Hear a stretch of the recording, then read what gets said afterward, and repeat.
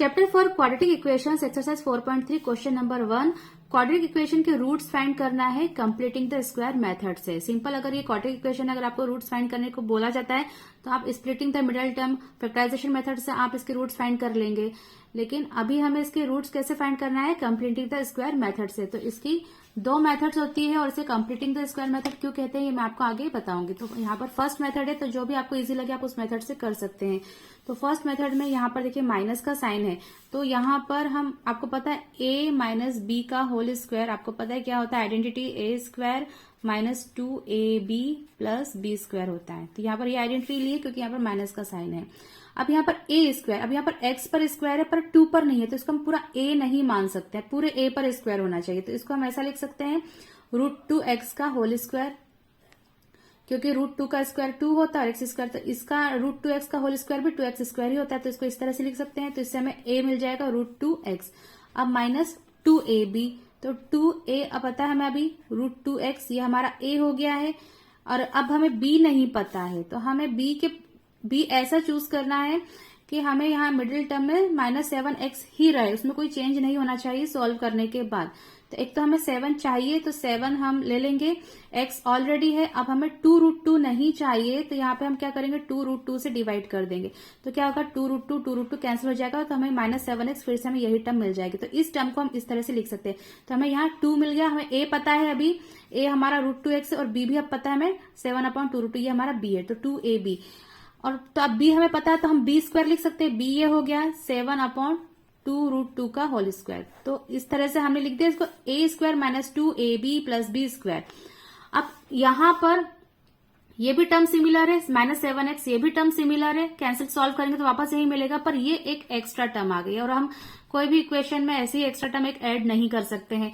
तो अब यहाँ पर अगर हमने ये ऐड की है तो हमें इसी टर्म में हम यही नंबर से 7/2√2 का जो होल स्क्वायर है इससे हम माइनस भी कर देंगे, क्योंकि ये सिमिलर हो गया, ये प्लस का है, ये माइनस का कैंसिल होकर ये पूरा 0 हो जाएगा और 0 को हम किसी भी इक्वेशन में ऐड कर सकते हैं, उससे कोई चेंज नहीं होता है। तो इसलिए ये प्लस किया है तो हमें यहाँ पर ये माइनस भी करना पड़ेगा।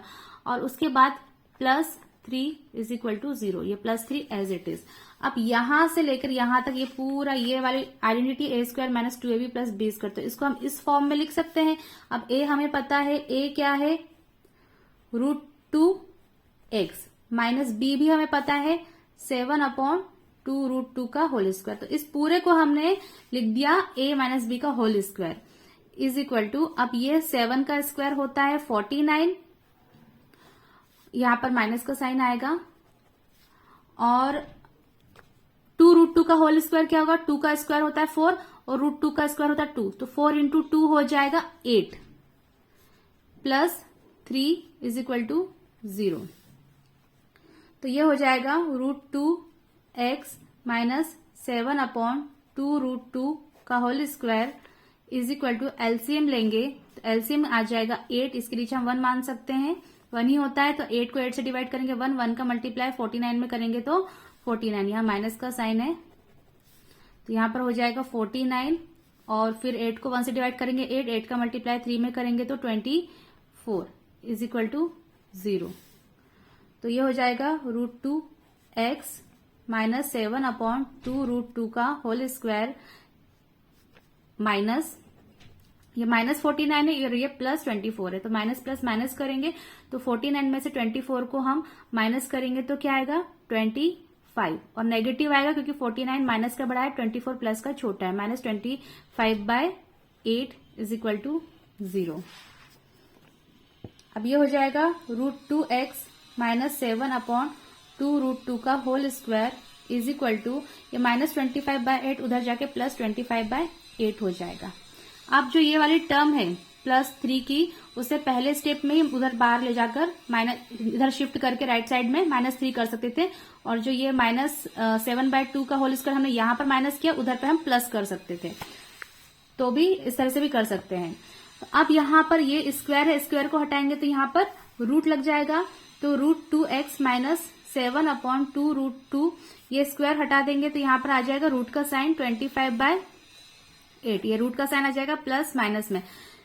तो यहां पर अब क्या हो जाएगा √2x is equal to minus 7/2√2 is equal to plus minus √25 का स्क्वायर रूट होता है 5 और 8 का स्क्वायर रूट होता है 2√2।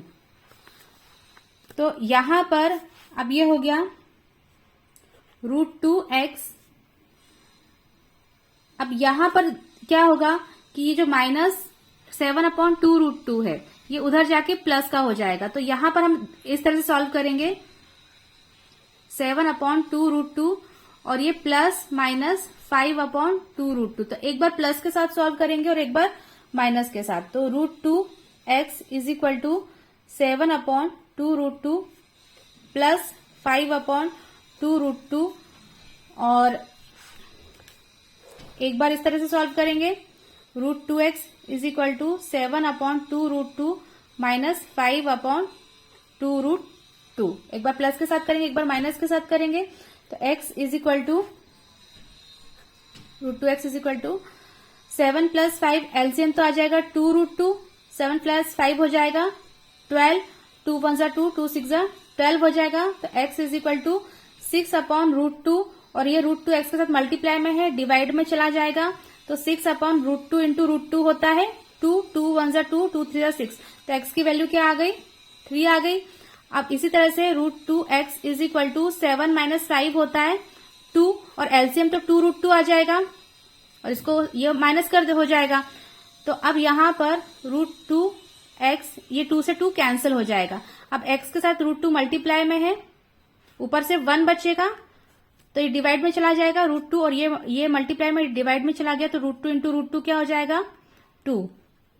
तो x की वैल्यू 3 आ गई और x की वैल्यू 1/2 आ गई। तो ये फर्स्ट मेथड है। तो इस मेथड में हम क्या करते हैं कि सबसे पहले हमने a² - 2ab + b² की आइडेंटिटी में चेंज किया, ये प्लस किया तो इसको माइनस किया है और सिंपली सिर्फ इसको सॉल्व कर लिया है। तो अब ये जो क्वाड्रेटिक इक्वेशन है ये क्वाड्रेटिक इक्वेशन को और ये वाली जो इक्वेशन है ये इक्वल है, यानी इस क्वाड्रेटिक इक्वेशन को हम इस इक्वेशन के इक्वल लिख सकते हैं। इसको सॉल्व करेंगे तो हमें वापस वही मिलेगा।